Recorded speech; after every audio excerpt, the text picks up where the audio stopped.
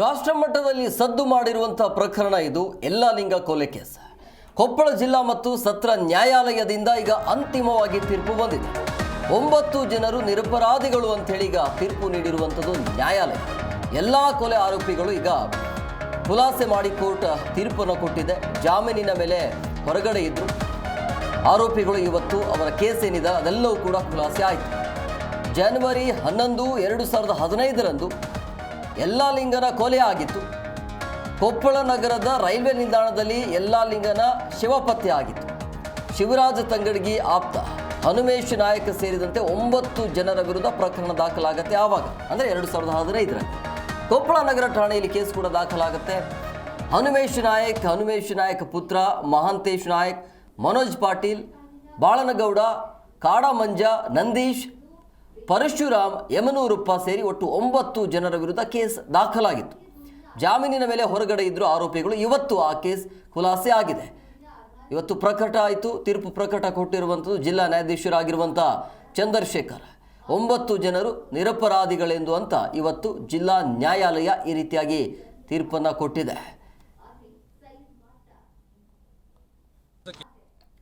2015ರಲ್ಲಿ ಕೊಲೆ ಆಗಿರುವಂಥ ಘಟನೆ ಇದು. ಜನವರಿ 11, 2015ರಂದು ಯಲ್ಲಾಲಿಂಗನ ಕೊಲೆ ಆಗುತ್ತೆ. ಆವಾಗ ಕೊಪ್ಪಳ ನಗರ ರೈಲ್ವೆ ನಿಲ್ದಾಣದಲ್ಲಿ ಯಲ್ಲಾಲಿಂಗನ ಶವ ಪತ್ತೆ ಆಗುತ್ತೆ. ಆವಾಗ ಅನುಮಾನಾಸ್ಪದ ರೀತಿಯಲ್ಲಿ ಅಂದರೆ ಆರೋಪಿಗಳನ್ನು ಬಂಧನ ಮಾಡಲಾಗತ್ತೆ 9 ಜನ. ಬಟ್ ಈ 10 ವರ್ಷ ಆದ ನಂತರ ಈಗ ಎಲ್ಲವೂ ಕೂಡ ಖುಲಾಸೆ ಆಗಿದೆ. ಈ ಬಗ್ಗೆ ಮತ್ತಷ್ಟು ಮಾಹಿತಿ ನೀಡ್ತಾರೆ ನಮ್ಮ ಪ್ರತಿನಿಧಿ ಬಸವರಾಜ್. ಫೋನ್ ಸಂಪರ್ಕದಲ್ಲಿದ್ದಾರೆ. ಬಸವರಾಜ್, 10 ವರ್ಷಗಳಾದ ನಂತರ ಈ ಕೇಸ್ ಬಗ್ಗೆ ಎಲ್ಲ ಆರೋಪಿಗಳಿಗೆ ಖುಲಾಸೆ ಸಿಕ್ಕಿರುವಂಥದ್ದು. ಈ ಪ್ರಕರಣ ವಾದ ಪ್ರತಿವಾದ ಹೇಗಾಯಿತು ಇದಕ್ಕೆ? ಹೌದು ಹೇಮಕುಮಾರ್, ಏನಂತಂದ್ರೆ ಸುಮಾರು ಈಗ ಅಂದ್ರೆ ಕನಕಗಿರಿ ವಿಧಾನಸಭಾ ಕ್ಷೇತ್ರದ ಒಂದು ಸಾಮಾನ್ಯ ಯುವಕ ಅಂತ ಹೇಳ್ಬೋದು. ಒಂದು ಸಮಸ್ಯೆ ಬಗ್ಗೆ ಆ ಒಂದು ಸಂದರ್ಭದಲ್ಲಿ ಸುಮಾರು 10 ವರ್ಷದ ಹಿಂದೆ ಒಂದು ಸ್ಥಳೀಯವಾದಂತಹ ಒಂದು ಚಾನಲ್ ಅಲ್ಲೂ ಕೂಡ ಒಂದು ಹೇಳಿಕೆಯನ್ನು ಕೊಟ್ಟಿದ್ರು. ಅಂದ್ರೆ ಒಂದು ಚರಂಡಿಯ ಸಮಸ್ಯೆ ಸಂಬಂಧ ಸಹ ಆ ಒಂದು ಸಂದರ್ಭದಲ್ಲಿ ಅಂದ್ರೆ ಕೊಲೆ ಆಗೋದಕ್ಕೂ ಒಂದು ವಾರದ ಮುಂಚೆ ಕೂಡ ಒಂದು ಹೇಳಿಕೆಯನ್ನು ಕೊಟ್ಟು ಆ ಒಂದು ನಮ್ಮ ಊರಲ್ಲಿ ಯಾವುದೇ ಅಭಿವೃದ್ಧಿ ಆಗಿಲ್ಲ ಅಂತ ಹೇಳಿಕೆ ಕೊಟ್ಟಿದ್ರು. ಅದಾದ ನಂತರ ಒಂದು ವಾರದ ನಂತರ ಆ ಒಂದು ಯಲ್ಲಾಲಿಂಗ ಏನಂತಂದ್ರೆ ಕೊಪ್ಪಳದ ಒಂದು ರೈಲ್ವೆ ಸ್ಟೇಷನ್ ಅಲ್ಲಿ ಹೆಣವಾಗಿ ಬಿದ್ದಿರ್ತಾನೆ. ಆ ಒಂದು ಘಟನೆಗೆ ಸಂಬಂಧಪಟ್ಟಂತೆ ಬಟ್ ಇದು ಕೊಲೆ ಅಂತಂದೇಳಿ ಆರೋಪಿಸಿ ಬಹಳಷ್ಟು ಪ್ರತಿಭಟನೆ ಕೂಡ ಹಾಕ್ತೇವೆ. ಪ್ರತಿಭಟನೆ ಆದ ನಂತರ ಬಟ್ ಅದು ಸಿಬಿಐ ತನಿಖೆ ಕೂಡ ವಹಿಸ್ತಾರೆ. ಸಿಬಿಐ ತನಿಖೆ ಆದ ನಂತರ ಸುಮಾರು ಒಂದು 10 ಜನರು ಕೂಡ ಇವರು ಜೈಲು ಪಾಲಾಗ್ತಾರೆ. ಜೈಲು ಪಾಲ ಆದ ನಂತರ ಅಲ್ಲಿ ವಾದ ಪ್ರತಿವಾದ ಆದ್ರೂ ಕೂಡ ಸುಮಾರು ಒಂದು 3 ವರ್ಷಗಳ ಕಾಲ ಕೆಲವೊಂದಿಷ್ಟು ಪ್ರಭಾವಿಗಳು ಕೂಡ ಅಲ್ಲಿ ಏನಪ್ಪ ಶಿವರಾಜ್ ತಂಗಡಿ ಅವರ ಆಪ್ತರಂತೂ ಕೂಡ ಗುರುತಿಸಿಕೊಂಡಿರ್ತಕ್ಕಂಥ ಹನುಮೇಶ್ ನಾಯಕ್ ಅವರ ಮೇಲೆ ಕೂಡ ಗಂಭೀರವಾದಂತಹ ಆರೋಪಗಳು ಕೇಳಿ ಬಂದಿತ್ತು. ಅವರು ಕೂಡ ಸುಮಾರು 3 ವರ್ಷಗಳ ಕಾಲ ಒಂದು ಜೈಲು ಶಿಕ್ಷೆಯನ್ನು ಅನುಭವಿಸಿ ಬೇಲ್ ಮೇಲೆ ಹೊರಗಡೆ ಬರ್ತಾರೆ. ಅದಾದ ನಂತರ ಕೂಡ ಸುಮಾರು ಈಗ 10 ವರ್ಷಗಳ ಕಾಲ ಅದೇ ರೀತಿಯ ಒಂದು ಪ್ರಕರಣ ನಡೀತಾನೆ ಇತ್ತು ಕೋರ್ಟ್ ಅಲ್ಲಿ. ಈಗ ಏನಪ್ಪಾ ಅಂದ್ರೆ ಇವತ್ತು ಆ ಒಂದು ಪ್ರಕರಣಕ್ಕೆ ಒಂದು ಕೊನೆ ಕಂಡಿರ್ತಕ್ಕಂಥದ್ದು. ಇದರಲ್ಲಿ ಯಾರು ಕೂಡ ಇವತ್ತು ಆರೋಪಿಗಳೆಲ್ಲ ನಿರ್ದೋಷ ಅಂತಂದೇಳಿ ಇವತ್ತು ಕೊಪ್ಪಳದ ಒಂದು ಜಿಲ್ಲಾ ಸತ್ರ ನ್ಯಾಯಾಲಯ ಇವತ್ತು ತೀರ್ಪನ್ನು ಕೊಟ್ಟಿರ್ತಕ್ಕಂಥದ್ದು. ನಿಜಕ್ಕೂ ಇವರು ಏನಪ್ಪಾ ಅಂದ್ರೆ ನಾವು ತಪ್ಪು ಮಾಡಿರಪ್ಪ ತಿರುಪತಿ ತಿಮ್ಮಪ್ಪ ಆಗಿರ್ಬೋದು, ಮಂತ್ರಾಲ್ ರಾಘವೇಂದ್ರ ಸ್ವಾಮಿ ಆಗಿರ್ಬೋದು, ಯಾರಾಗ್ಲೂ ನಮಗೆ ಸರ್ವನಾಶ ಮಾಡ್ಲಿ, ತಪ್ಪು ಮಾಡಿದ್ರಪ್ಪ ಅಂದ್ರೆ ಬೇರೆದವ್ರು ಅವರು ಅಕಸ್ಮಾತ್ ಏನೋ ನಮ್ಮನ್ನ ಆರೋಪ ಅಂತ ಹೇಳಿ ಒಳಗಾಯಿಸಿದ್ರಲ್ಲ ಅವ್ರಿಗೆ ಬೇಕಾದ್ರೆ ಸಹ ದೇವರು ಅವ್ರನ್ನಾದ್ರೂ ಒಂದು ಸರ್ವನಾಶ ಮಾಡ್ಲಿ ಅಂತೇಳಿ ಒಂದು ಹೇಳಿಕೆಯನ್ನು ಕೊಟ್ಟಿರ್ತಕ್ಕಂಥದ್ದು ಹನುಮೇಶ್ ನಾಯಕ್ ಅವರು.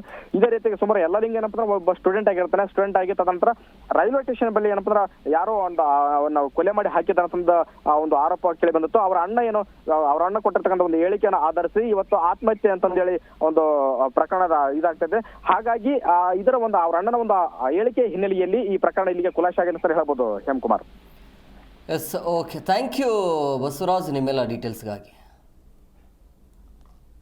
ಕುಟುಂಬ ಮತ್ತು 9 ಜನಗಳ ಕುಟುಂಬದ ಒಂದು ಇವತ್ತೇನಂದ್ರೆ ನಮ್ಮ ಮೇಲೆ ಸುಳ್ಳು ಪ್ರಕರಣ ದಾಖಲು ಮಾಡಿ 32 ತಿಂಗಳು 13 ದಿನಗಳ ಕಾಲ ನಾವು ಜೈಲಿನಲ್ಲಿ ವಾಸ ಮಾಡಿದ್ದೀವಿ. ಯಾಕಂದ್ರೆ ಸುಳ್ಳು ಪ್ರಕರಣ ಹಾಕಿದ್ದಾರೆ. ಇವತ್ತು ಅದರಲ್ಲಿ ಏನಾದರೂ ಸತ್ಯ ಇದ್ದರೆ ನಮಗೇನು ನೋವು ಆಗ್ತಿದ್ದಿಲ್ಲ. ಅದು ಇಡೀ ಕುಟುಂಬಕ್ಕೆ ಕೊಟ್ಟಂಥ ನೋವು ದೊಡ್ಡದಿದೆ. ಅದು ಯಾರ್ಯಾರು ಅದರಲ್ಲಿ ಇದನ್ನು ಮಾಡಿದ್ದಾರೆ, ಆ ಧರ್ಮಸ್ಥಳ ಮಂಜುನಾಥ, ಮಂತ್ರಾಲಯ ರಾಘವೇಂದ್ರ, ತಿರುಪತಿ ವೆಂಕಟರಮಣಗೆ ನಾವು 25-26ನೇ ತಾರೀಕಿಗೆ ಹೋಗಿ ನಾವೆಲ್ಲ ಭೇಟಿ ಕೊಟ್ಟು ಬೇಡಿಕೆ ಬಂದಿದ್ದೀವಿ. ಅದು ಮುಂದಿನ ದಿನಗಳಲ್ಲಿ ಅದು ನಾವು ತಪ್ಪು ಮಾಡಿದ್ರೆ ನಾವು ಸರ್ವನಾಶ ಆಗೋಲ್ಲ, ಏನಾದ್ರೂ ತಪ್ಪು ಚಾರ್ಜ್ ಶೀಟ್ ಹಾಕಿದ್ರೆ ಅವ್ರು ಸರ್ವನಾಶ ಆಗಲ್ಲ. ಇಷ್ಟೇ ನಮ್ಮ ಮಾತು. ನಿರ್ದೋಷ 10 ವರ್ಷ 8 ತಿಂಗಳಾಯ್ತು. ಭಾಳ ನೋವನ್ನು ಅನುಭವಿಸಿದ್ವಿ. ನಮ್ಮ